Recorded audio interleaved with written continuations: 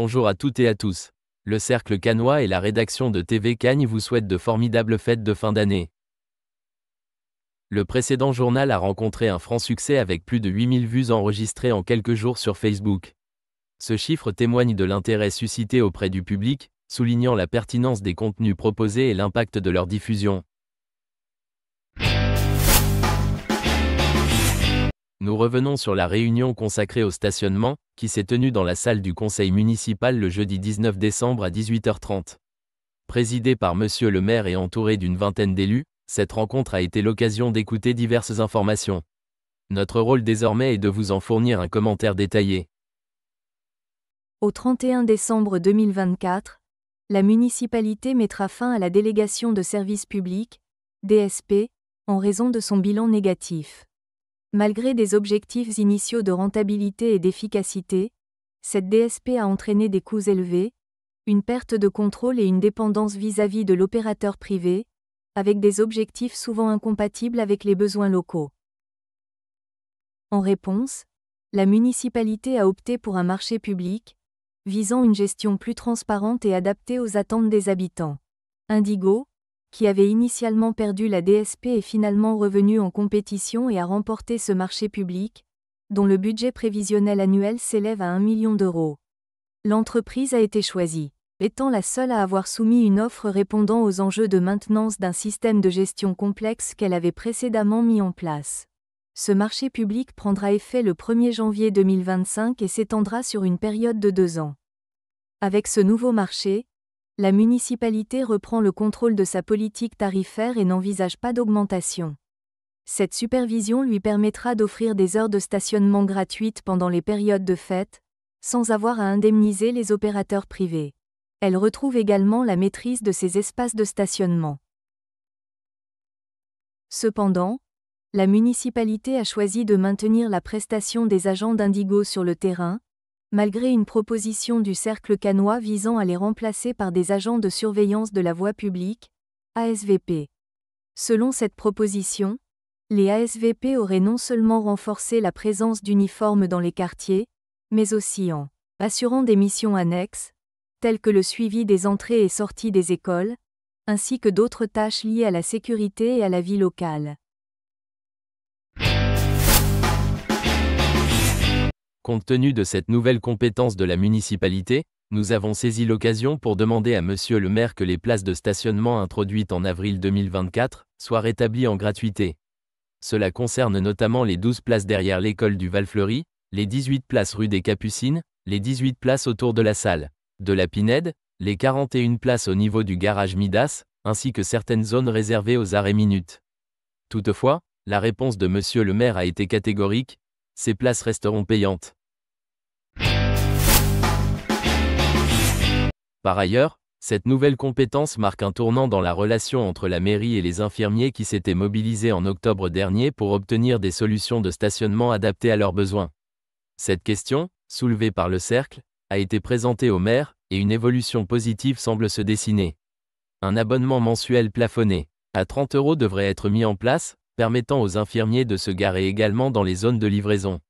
De plus, dans un souci d'optimisation des espaces de stationnement, certaines zones d'arrêt minute en centre-ville seront supprimées et réintégrées dans le panel des zones payantes, ce qui ajoutera des places de stationnement. Ces ajustements devraient apaiser les tensions et répondre aux besoins exprimés par les infirmiers qui exercent sur notre territoire. Les modalités précises de mise en œuvre de ces mesures seront communiquées prochainement par la municipalité. Une bonne nouvelle pour les riverains de Parc Azur de la Gare, à partir du 1er janvier 2025, ce parking leur sera désormais accessible sous conditions. Le parking Parc Azur, situé à Cagnes-sur-Mer, offre 280 places, dont 7 réservées aux personnes à mobilité réduite, PMR. À partir de février 2025, et jusqu'à la livraison du parking silo prévu pour 2027, la capacité de stationnement sur le parking de la Villette sera encore réduite. Les 440 places actuelles seront supprimées pour permettre la construction du futur parking silo. En guise de compensation, des travaux d'aménagement pour un nouveau parking de 360 places ont débuté sur le terrain de la propriété Audibert. Cependant, cette initiative a suscité des critiques, notamment en raison de l'abattage récent de plusieurs arbres centenaires sur ce site, soulevant des préoccupations environnementales.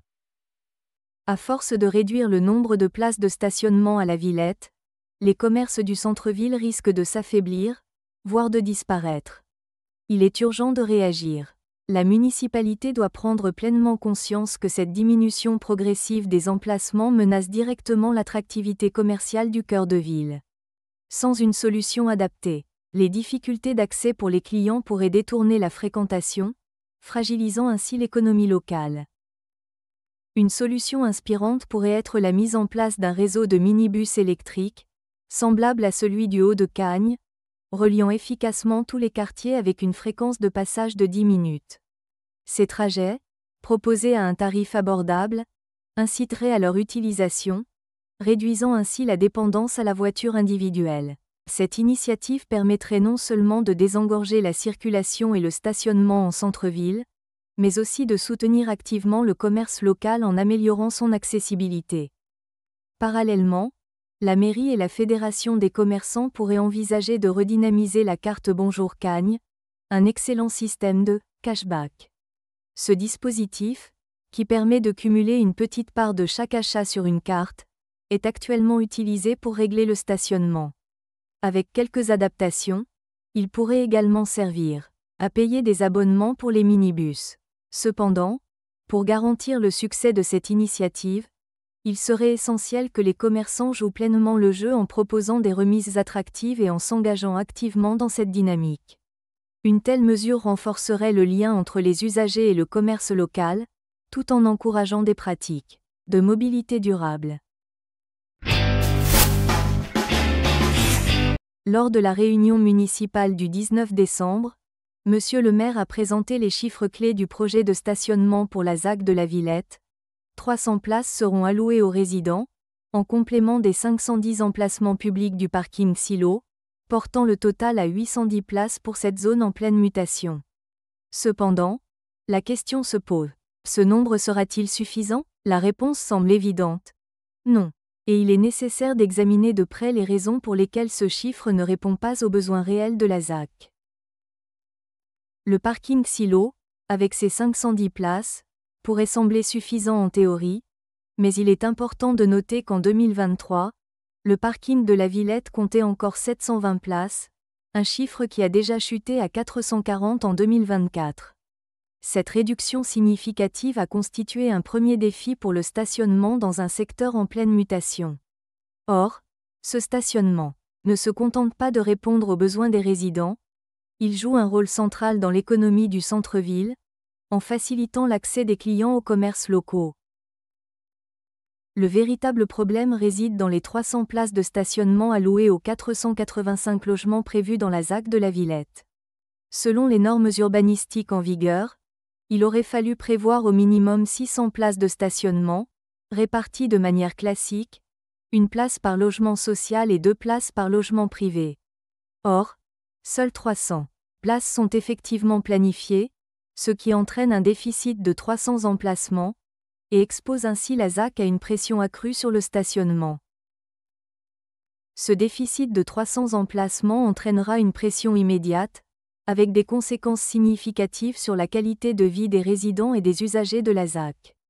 Les habitants, les employés des commerces et bureaux, ainsi que le personnel de la salle de spectacle devront recourir à des solutions alternatives, louer une place dans le parking Silo, souvent à un coût élevé, ou se tourner vers le stationnement en voirie. Cette dernière option aggravera encore les tensions dans des zones urbaines déjà fortement saturées.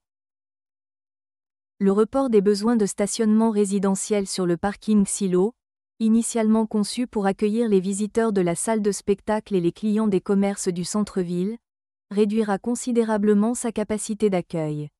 En absorbant 300 places supplémentaires, il ne resterait plus que 210 emplacements disponibles.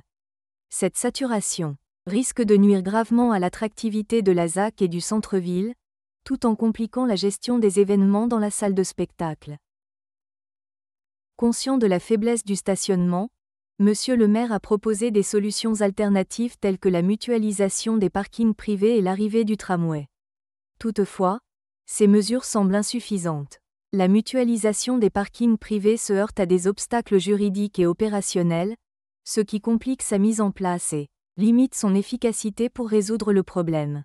Quant au tramway, bien qu'il améliore la mobilité dans la ville, il ne fait pas disparaître la dépendance à la voiture pour de nombreux résidents, qui continueront d'avoir besoin de places de stationnement. Il est donc impératif de repenser la stratégie de stationnement afin d'éviter une crise qui nuirait à la qualité de vie des résidents et à l'attractivité du quartier. Face à ces constats, il est crucial de relancer les réflexions sur deux axes principaux: augmenter la capacité de stationnement dans la ZAC de la Villette pour répondre aux besoins réels des résidents, des employés et des visiteurs ou réduire le volume de logements prévus, afin d'ajuster les infrastructures à la capacité d'accueil disponible ou trouver d'autres solutions. Sur le mois de juillet 2024, une réunion rassemblant nos élus, la région et la SNCF nous annonçaient l'ouverture prochaine de travaux de rénovation de la gare du Crau de Cagnes.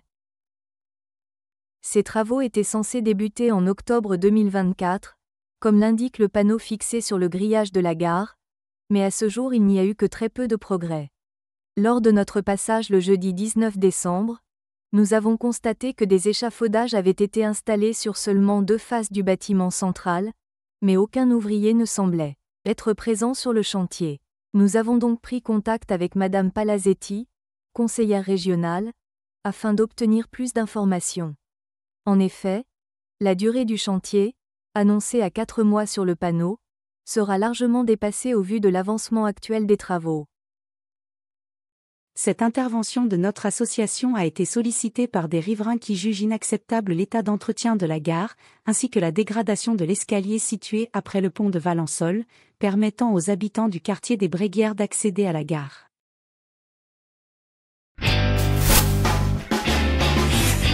Ce changement ferroviaire concerne 70 000 voyageurs empruntant la ligne reliant Cannes à Menton. Depuis le dimanche 15 décembre, la région PACA propose un TER toutes les 15 minutes sur cette ligne du bord de mer. Ce projet fait suite à l'ouverture à la concurrence de cette ligne. Cependant, la gare du Crau, tout comme d'autres petites gares, est exclue de ce dispositif. Cette situation est incompréhensible, car la gare du Crau dessert des quartiers importants tels que le village, les Bréguières et le Val-Fleury, représentant environ un tiers de la population cagnoise. Nous demandons à nos élus de soutenir ce projet de cadence ferroviaire et appelons également les élus du Conseil régional à étudier une nouvelle tarification réduite, afin de rendre le train plus compétitif face aux bus dans l'attente d'une hypothétique arrivée du tramway en 2030.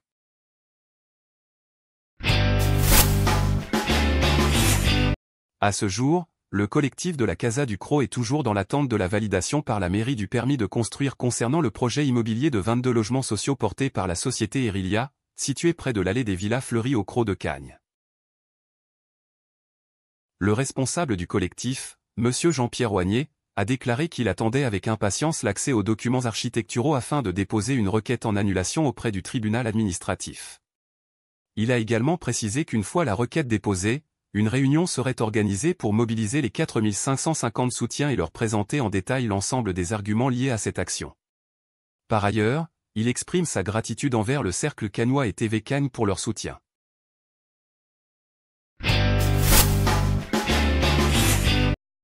Comme chaque année, les copropriétaires du hameau du Val-Fleury rivalisent d'efforts pour illuminer Noël. La grande majorité d'entre eux participent avec enthousiasme, décorant balcons et jardins. Félicitations à tous les membres de cette copropriété, qui prouvent que la magie de Noël est bel et bien vivante. Jusqu'au 31 décembre, ne manquez pas l'occasion d'admirer ce spectacle féerique en vous rendant sur place. À l'occasion de la fin d'année, Cagnes-sur-Mer présente l'exposition Faune, Flore et Métaphore, mettant en valeur la collection municipale du Musée du bijou contemporain. L'exposition explore l'influence de la nature sur le bijou contemporain, à travers près de 300 pièces inspirées par la faune, la flore et les paysages. Certaines œuvres reproduisent fidèlement les formes et textures naturelles, RE accent aigu interprétant les éléments naturels en structures hybrides. Cette sélection invite le public à découvrir l'alliance de la réalité et de l'imaginaire, dans l'art du bijou. Chaque premier samedi du mois, Cagnes-sur-Mer accueille le Mercato Italiano sur le cours du 11 novembre. Plus de 20 producteurs et artisans des provinces italiennes d'Asti, Imperia, Cogni et de Sardaigne y présentent leur savoir-faire. Le marché propose une large gamme de produits. Vins, amaretti, prosecco, fruits et légumes, plantes rares, biscuiterie, fromage et charcuterie AOP, ainsi que des articles de mode comme foulards, sacs et chaussures. Le prochain rendez-vous est le samedi 4 janvier de 9h à 17h.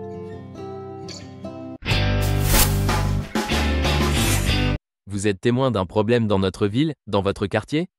Faites-le savoir. Envoyez-nous une photo accompagnée d'un commentaire via notre formulaire en ligne, accessible en scannant le QR code et nous mènerons l'enquête. Ensemble, donnons de la voix à vos préoccupations et faisons bouger les choses. Sur ce même formulaire, vous pouvez également vous abonner à notre chaîne YouTube, soutenir et participer à notre association citoyenne. À bientôt.